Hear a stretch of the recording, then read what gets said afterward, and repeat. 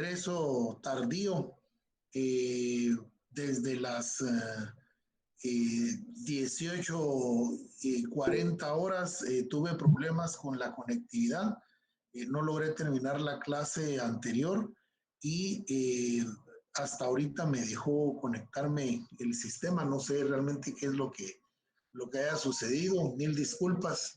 No suelo ser yo impuntual, Es ¿verdad? general, Lick. Es general. Sí, Lick, en todas Sí, licenciado, Sí, fíjese. Problemas, licenciado. Buenas noches, licenciado. Fíjese buenas que noches. todo lo que es la red de Tigo Ajá. ha estado fallando desde pasadito de las 6:30. Igual a nosotros nos sacó de la clase anterior, ya bueno, los que utilizamos Tigo, ¿verdad? Sí, yo ahora mismo estoy ubicado aquí en mi oficina en la zona 10 y también tengo Tigo, ¿verdad? En mi casa tengo Tigo, en la oficina de Palencia que les he comentado también tengo Tigo y es un problema, no sé qué fue lo que sucedió. Tigo se cayó de plano y entonces todos tenemos este problema, ¿verdad? Mira que desde ayer estaba fallando Tigo. Ay, juela, sí, pues. Bueno, vamos a tratar de hablar un poco, de ver un poco eh, con relación al contenido que nos quedamos el día martes, esperando que pues hasta donde nos permita la señal de estos ingratos de Tigo, ¿verdad? Y les había enviado un juego también de diapositivas que son la continuación pues del programa, ¿verdad? Entonces, vamos a ver acá. Agradezco mucho ahí la comprensión de todos ustedes y ahorita les voy a proyectar en pantalla, ¿verdad?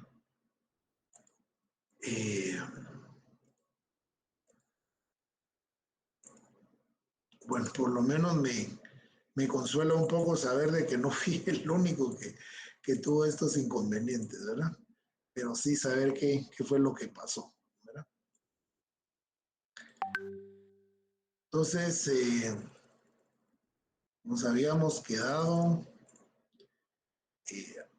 acá en esta diapositiva. ¿Me escuchan? ¿Me siguen escuchando? Sí, licenciado. Sí, licenciado. Ahora hasta ya miedo me da pensar que ya me sacó la señal, ¿verdad? Bueno, hasta donde nos permita esta cuestión de la tecnología, ustedes,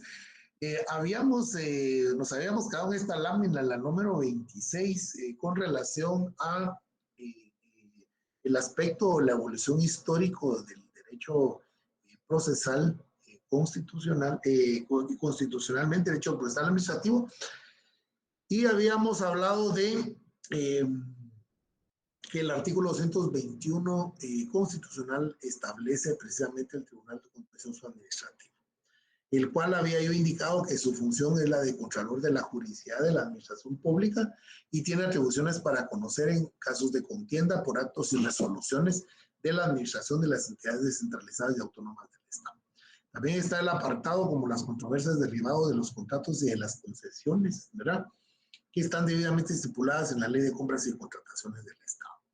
Pero acá la parte importante, como lo señalo acá en el cursor, es sobre la juridicidad, que es un principio doctrinario que ahora ya está prácticamente se convierte en un principio jurídico también, toda vez de que ya está establecido en una norma y es en la Constitución Política de la República. Juridicidad o juricidad, que significa lo mismo, que precisamente tiene que ver precisamente con que los actos de la administración pública deben estar fundamentados en ley y que es un acto administrativo. Deben de ser actos administrativos y no hechos administrativos. Para ocurrir a este tribunal no será necesario ningún pago o caución previa. Sin embargo, la ley podrá establecer determinadas situaciones en las que el recurrente tenga que pagar intereses o la tasa corriente sobre los impuestos que ha discutido o impugnado, a cuyo pago al fisco demoró en virtud del recurso. Es decir, aquí se está hablando precisamente de las tres salas que son relativas a lo tributario, y hay tres salas que son eminentemente para lo contencioso administrativo. Contra las resoluciones y autos que pongan fin a este tipo de procesos, puede interponerse el recurso de casación, como lo establece el Código Procesal Civil y Mercantil, que supletoriamente debe de establecer u observar de conformidad con la ley de lo contencioso administrativo. El Código Tributario, el artículo 161, crea las salas de lo contencioso administrativo tributario, y la ley de dominio judicial establece la jurisdicción específica de lo contencioso administrativo en el artículo 58, en el inciso A. Esto es para que ustedes hagan el llamamiento. Ahora nos correspondería a ver los elementos del procedimiento administrativo. El primero de ellos es el inicio de oficio. Todo procedimiento administrativo puede ser iniciado de oficio y en tres formas. Como se inicia el procedimiento, que es una de sus principales características de oficio, cuando se inicia por impulso de la propia administración, se da fundamentalmente cuando va implícita una violación del particular, normas legales o reglamentarias, siempre cuidando el derecho del particular de la audiencia correspondiente para que pueda pronunciarse y no violar el principio de defensa, ¿verdad? Hacíamos y dábamos algunos ejemplos en la clase anterior de cuáles son algunos de los trámites que precisamente se inician precisamente de oficio, ¿verdad? A petición de parte, que es cuando nosotros iniciamos el procedimiento. La iniciación del procedimiento se realiza por el particular de conformidad con el artículo 28 constitucional. Y seguimos adelante. Debe agregarse como elemento importante del procedimiento administrativo el impulso de oficio para el administrador. Debe darle al mismo, es decir, que el procedimiento debe ser impulsado por el propio administrador y con ello darle mayor agilidad y eficiencia de propia administración, sin necesidad que el particular tenga que aplicar el principio de dispositivo como se hace dentro de los procesos civiles. Acá yo tengo que recordarles, como les he estado insistiendo, que uno enseña acá frente a la cátedra el cómo debe ser, no lo que sucede o qué es o cómo en realidad pasa, ¿verdad? Más a raíz de la ingrata pandemia, que ahora hay una carga y una mora descomunal no solo en la administración de justicia, sino también en las dependencias o en las entidades administrativas, ¿verdad? Obviamente, pues no es la administración pública el ejemplo de eficacia en cuanto a los plazos o el trámite, ¿verdad? Toda vez de que pues todavía hace falta mucha tecnología, hace falta mucha tecnificación, hace falta inclusive también mucha capacitación para el personal que atiende las dependencias del Estado. El órgano administrativo es otro de los elementos principal del procedimiento. Todo procedimiento administrativo debe sustentarse ante órganos administrativos. Debe entenderse el órgano administrativo como el conducto por medio del cual se manifiesta la voluntad del Estado. En sus cuatro formas de manifestarse, que es el sistema centralizado, el sistema desconcentrado, el sistema descentralizado y el sistema autónomo, que todos están a cargo precisamente de dependencias, ¿verdad? De ese espacio físico debe estar dotado de características el órgano administrativo, como se dio en el derecho administrativo 1 y 2, ¿verdad? Y debe de estar creado por la ley. No debe tiene de tener plazo indefinido, ¿verdad? Estos órganos administrativos. Recordemos que el órgano administrativo es quien la ley le otorga la competencia administrativa.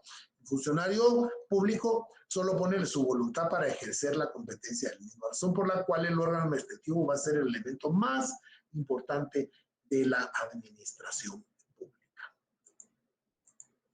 La competencia administrativa va a ser otro de los elementos también destacados dentro de este procedimiento, debe necesariamente tener competencia administrativa para decidir un determinado caso en concreto. Si el órgano administrativo no está provisto de competencia y el funcionario emite una resolución, la misma deviene en ser ilegal. Es nula ipso iure. No está revestido precisamente de esa característica, de ese principio que es la de juridicidad. Ya explicamos en el trabajo de Derecho Administrativo 1 lo que significa la competencia, que es la facultad legal que tienen los órganos administrativos para poder actuar. La ausencia, la competencia implica que las resoluciones o actos administrativos devengan en nulos ipso iure, ¿verdad? Que era lo que precisamente explicábamos. Luego está el administrado, que somos toda la población, ¿verdad? Todos somos nosotros los administrados, como dijeran ahí los economistas, ¿verdad? Los tributarios, ¿verdad? Al hablar de contribuyentes, la ley establece que son contribuyentes, pero atendiendo deontológicamente a la palabra tributario, ¿verdad? Es la persona que tributa, ¿verdad? Y el contribuyente, una contribución, pues es algo que nace y que se da de buena voluntad. Pero un impuesto no es de buena voluntad, y por eso es impuesto, porque está impuesto por el Estado. Entonces, algo así como el administrado somos nosotros, ¿verdad? Los ciudadanos estamos siendo administrados y no hay ámbito de escapatoria de esto que seamos administrados, porque como vecinos somos administrados por ese ente, por ese órgano administrativo llamado municipalidad. Si atendemos a la salud, estamos siendo administrados o debiésemos de ser administrados por el sistema de salud, que regularmente no es un buen sistema de salud. Lamentablemente tenemos que recurrir a la salud privada, ¿verdad? Y con la seguridad igual, ¿verdad? Hace algunos años se hablaban de datos estadísticos realmente muy lamentables, ¿verdad? Hay más efectivos de policía privada en las calles que policía, agentes de la PNC, ¿verdad? Entonces, entonces realmente el papel que debiera de estar fungiendo el Estado o el gobierno para satisfacer nuestras necesidades no existe, ¿verdad? Y así es como entonces los eruditos constitucionalistas, los teóricos del Estado de Derecho, es de que empiezan a hacer sus estudios y conjeturas de que entonces hay países como los nuestros que parecieran vivir en estados fallidos, ¿verdad? Y ante la crisis política que todos estamos viviendo, pues al final estamos prácticamente comprobando que así es, ¿no? Las características del procedimiento administrativo, saliendo de los elementos, van a ser: el procedimiento administrativo suele confundirse con sus principios, en una buena medida sus características, pero estas deben de analizarse con el perfil deseado del procedimiento para garantizar el cumplimiento de sus principios. Internacionalmente se ha planteado la necesidad de sistematizar el procedimiento administrativo. Incluso la Corte Suprema de Justicia de Estados Unidos de América desarrolló el concepto de un trato justo o un juego limpio, porque el particular debe de saber siempre a dónde va la administración. Y esta no debe de guardar secretos en sus intenciones. Y veamos, ¿verdad? Pero es que eso es también por la composición de las formas de Estado y de los sistemas que se utilizan jurídicos, ¿verdad? Recordémonos que el derecho sajón, ¿verdad? Es muy distinto que al derecho romano, el derecho canónico, ¿verdad? El derecho civil, que y ese al final el que nosotros pues se nos impuso, porque realmente fue así a través del proceso de la conquista, ¿verdad? Por parte de los españoles, ¿verdad? Pero vemos cómo hay muchas películas que ilustran el sistema sajón, el sistema estadounidense, ¿verdad? Para empezar, a través de los jurados, ¿verdad? Aquí son tribunales, allá son a través de los jurados que se les ponen a la vista todo tipo de situaciones y circunstancias y de materias del derecho, inclusive en contra o cuando se ventilan precisamente situaciones que tienen que ver con el derecho administrativo, ¿verdad? Uno allá, por ejemplo, puede ir caminando, se resbala en una acera, en una banqueta, que es administrada por la municipalidad, ¿verdad? Y entonces uno puede demandar a la municipalidad. Se integra un jurado y entonces la municipalidad tenía su responsabilidad de tener limpio, de que no existiera, por ejemplo, una basura o cáscara de banano con la cual yo me resbalé y como consecuencia se me fracturó la cadera. Entonces el Estado me tiene que indemnizar, ¿verdad? Así es como opera y funciona el derecho administrativo en los Estados Unidos de América. Pero acá, olvídense, ¿verdad, compañeros? En el Congreso Internacional de las Ciencias Administrativas celebrados en Varsovia en el año 1971, se precisaron conclusiones sobre las características fundamentales que deben de reunir todo el procedimiento administrativo. En primer lugar, la audiencia. A todo administrado debe dársele audiencia antes de que el administrador emita su decisión final, o la resolución o el acto administrativo. La enumeración de la prueba, enumerar todos los medios de prueba que deben de ser utilizados por la administración y por las partes en el procedimiento.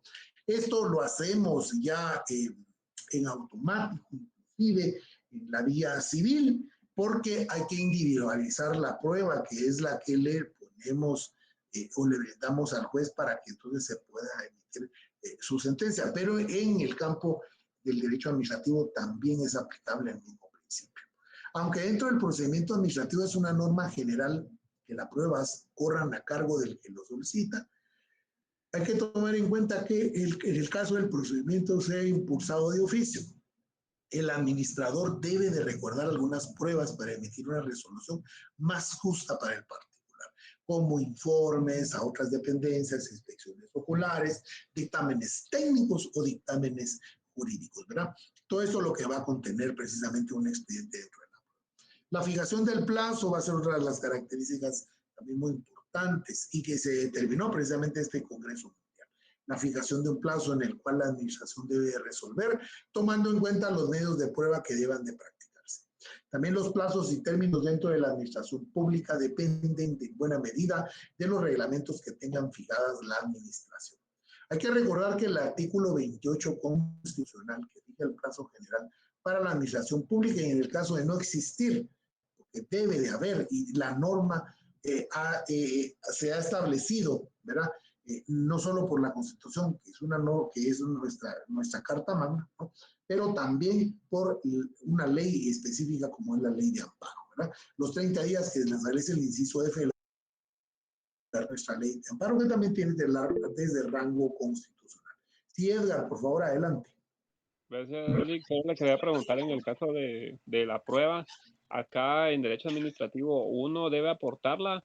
O, por ejemplo, uno debe pedir un dictamen, aunque la entidad no se quiera limitar a realizarlo, perdón. Mire, esto va a depender del expediente, de la solicitud, del trámite o, en este caso, del recurso, ¿verdad? Si estamos frente a una solicitud meramente, va a depender de la naturaleza de la solicitud.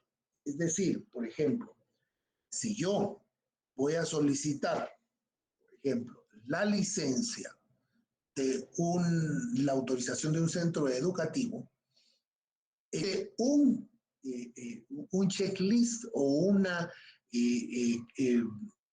lista de requisitos que se necesitan para que el Ministerio de Educación a través de sus direcciones departamentales me pueda otorgar esa licencia para operar como centro educativo. Aquí me va a pedir, por ejemplo, estudios de arquitectos, estudios de ingenieros, en donde versen esos dictámenes de esos estudios que la infraestructura que yo voy a utilizar para el centro educativo está en buenas condiciones y habitabilidad, ¿verdad? Que no existan, por ejemplo, tengo que adjuntar planos, tengo que adjuntar croquis.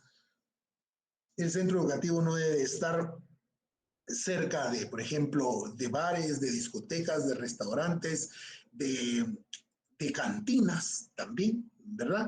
En fin, es decir, dependiendo de la naturaleza del trámite o de la solicitud que yo haga, así es como va a solicitarse en primer lugar aún, ¿verdad? Los requisitos. Otro de los trámites que me vienen ahorita a la mente, por ejemplo, es la famosa licencia de espectáculos públicos ante el Ministerio de Cultura y Deportes, ¿verdad? Es una licencia o es una autorización para que yo pueda llevar a cabo un espectáculo público, un espectáculo deportivo o un espectáculo social en donde vaya a concurrir muchas personas. Entonces, hay un reglamento, por supuesto, hay una ley marco que todavía está ahí en el Congreso encargada, porque es una ley emitida por un presidente en 1953. Es una ley muy añeja, es un decreto de ley material emitida por este jefe de Estado, ¿verdad? Y entonces obviamente la misma no está actualizada. Sin embargo, el Ministerio de Cultura, a través de un acuerdo ministerial, lo que creó fue una serie de requisitos que debe de presentar el interesado para poder realizar este tipo de conciertos. Y uno de los requisitos o de las pruebas dentro del expediente, por ejemplo, es un estudio que le llaman estudio de Conred, ¿verdad? En donde se establezca que el lugar en donde se va a realizar la actividad del concierto o el evento deportivo, pues cuenta con todas las facilidades en caso de siniestros, ¿verdad? Que las accesibilidades de las entradas y de las salidas.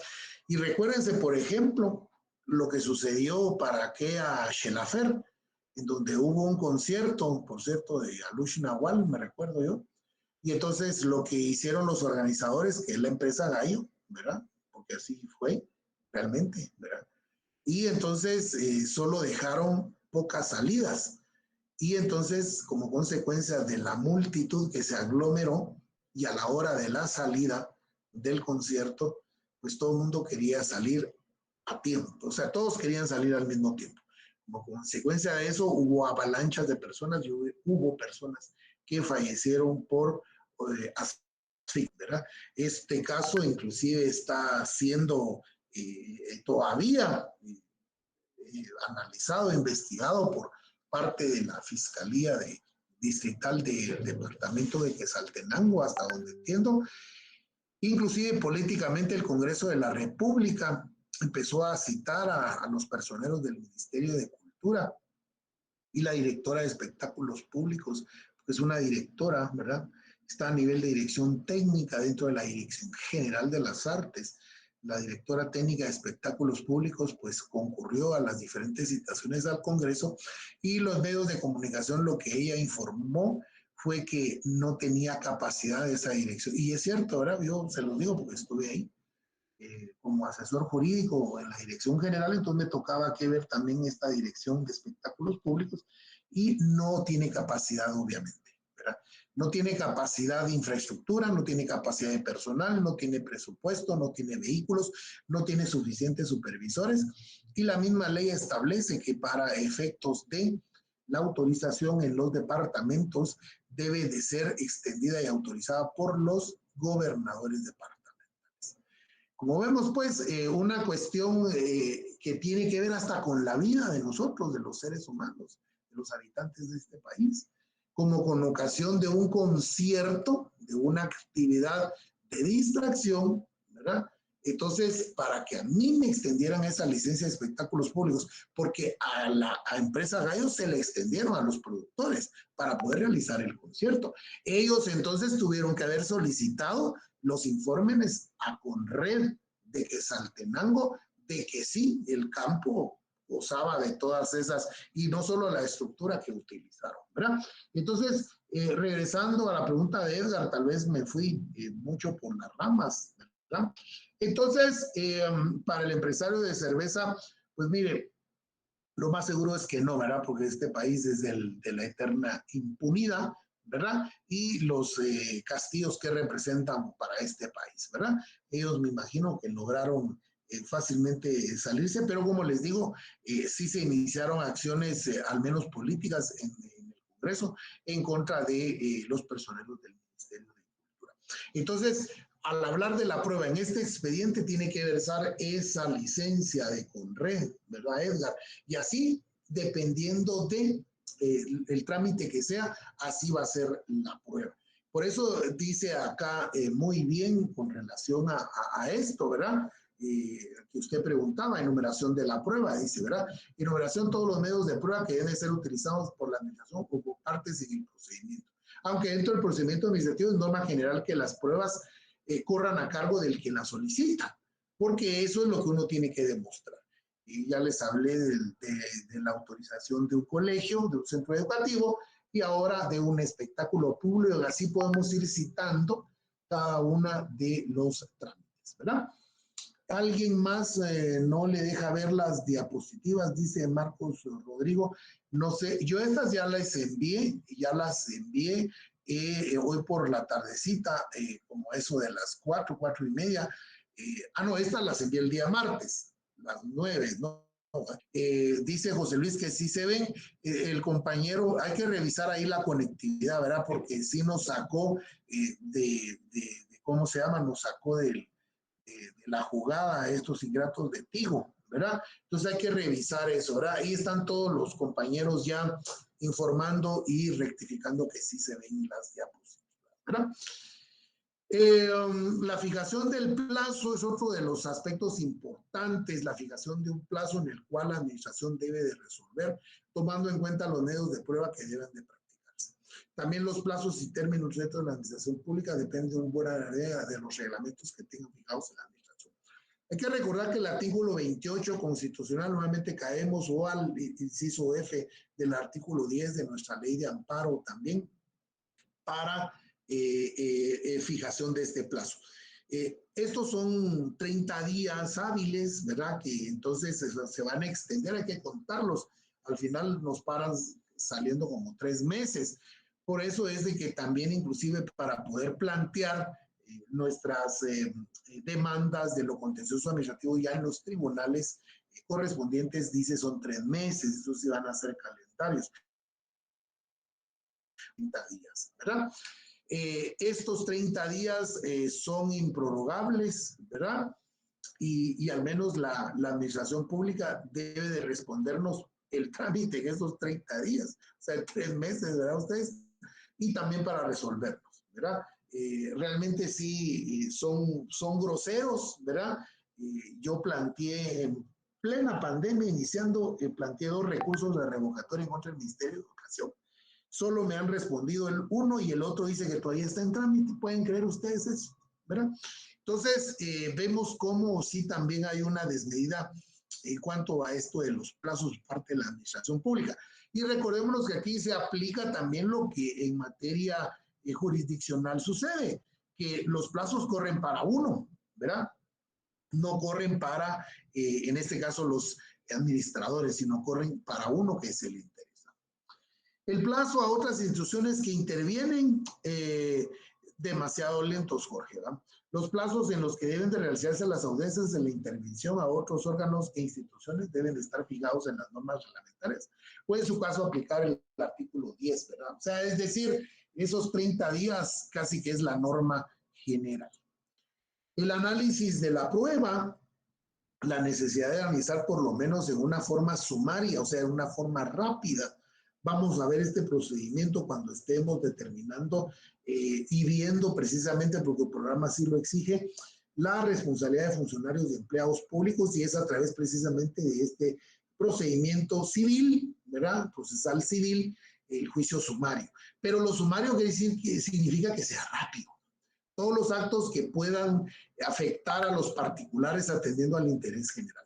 En este caso, hay que hacer el análisis de la prueba. El administrador debe de aplicar el principio que le están introducidos al procedimiento, como lo son el de la legalidad, el de la juridicidad y el de la justicia administrativa. Son principios vistos en el curso del derecho administrativo, ¿verdad? Pero al final debe de analizarse la prueba, que la prueba esté fundamentada en ley.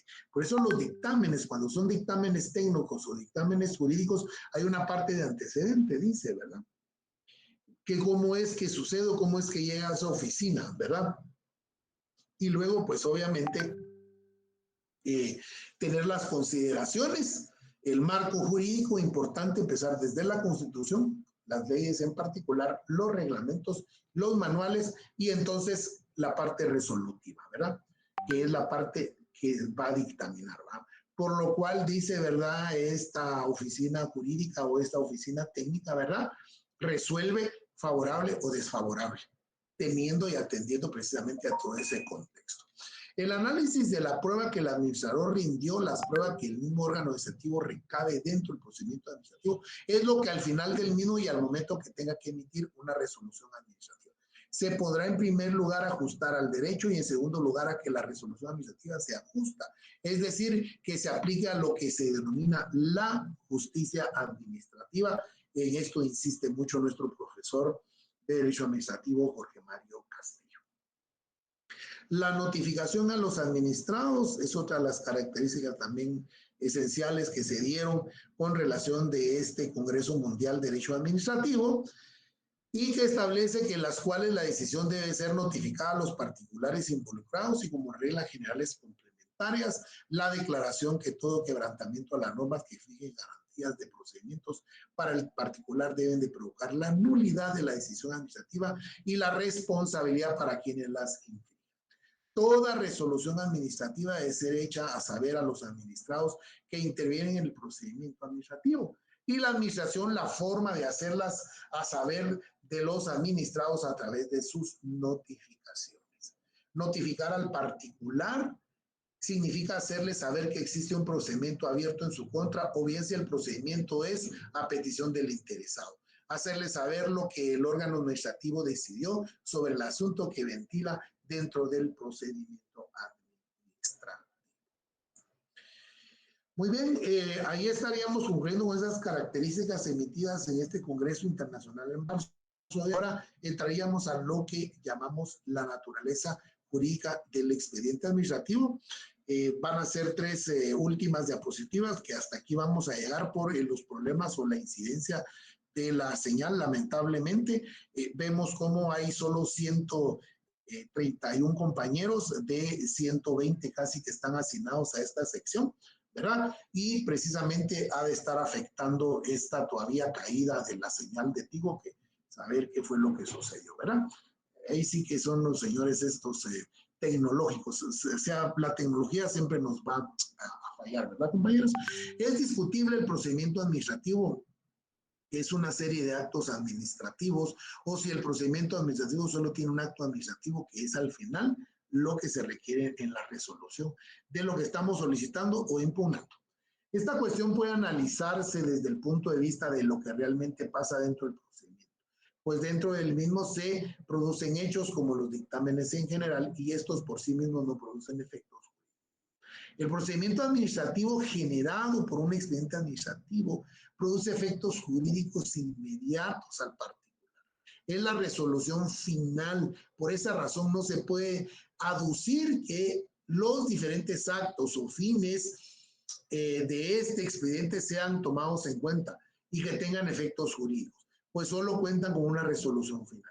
Autorizar o no, sancionar, amonestar al particular o al administrado. En otras palabras, la naturaleza jurídica del expediente administrativo es un acto meramente administrativo. Subrayado, por favor, acto administrativo. Seguro se pregunta en el examen. Haciendo pruebas para la segunda vuelta están, dice, haciendo pruebas para la segunda vuelta están, dice don José Alfredo Muñoz. Tal vez si nos pudiera poner más en contexto, ¿verdad? Con relación a su comentario. Definición del procedimiento administrativo. Acá yo les enumero algunos de los eruditos estudiosos internacionales del derecho administrativo y dice que para el autor Acosta Romero, el procedimiento administrativo significa la serie de actos que desenvuelven la actividad o función administrativa. Para Rodríguez Lobato significa, mencionado por Manuel Río González, el procedimiento administrativo que estudia las reglas o principios que rigen la intervención de los interesados o en preparación e impugnaciones administrativas. Aquí ya mete la parte meramente de la impugnación. El procedimiento administrativo es la serie de etapas que comprenden un expediente administrativo que se ejecutan por o antes autoridades administrativas o los funcionarios y empleados públicos, cuya finalidad es la decisión administrativa. Dice don José Luis Tabico Chirix, para el fraude de segunda vuelta de las elecciones, quizás dice el compañero, ¿verdad? Bueno, cosas veredes, querido Sancho, decía, ¿verdad? Escritor, ¿verdad? Todos vamos a ser testigos de todo lo que vaya a suceder. No hemos tenido tiempo para comentar todo lo que ha estado aconteciendo alrededor de las elecciones, si no es por el tiempo, por el contenido. Y miren hoy esta infame falla de Tigo, ¿verdad? Que nos sacó de circulación casi 45 minutos. El procedimiento administrativo es la serie de etapas que comprenden un expediente administrativo que se ejecuta por o ante las autoridades administrativas o los funcionarios de empleados públicos cuya finalidad es la decisión administrativa. Esas son unas definiciones, por supuesto, de preguntarlas para el primer examen parcial. Voy a preguntar estas enumeradas ahí. Por último, la clasificación del procedimiento administrativo. Por la forma de iniciarse el procedimiento, tenemos de oficio, que ya lo hemos comentado.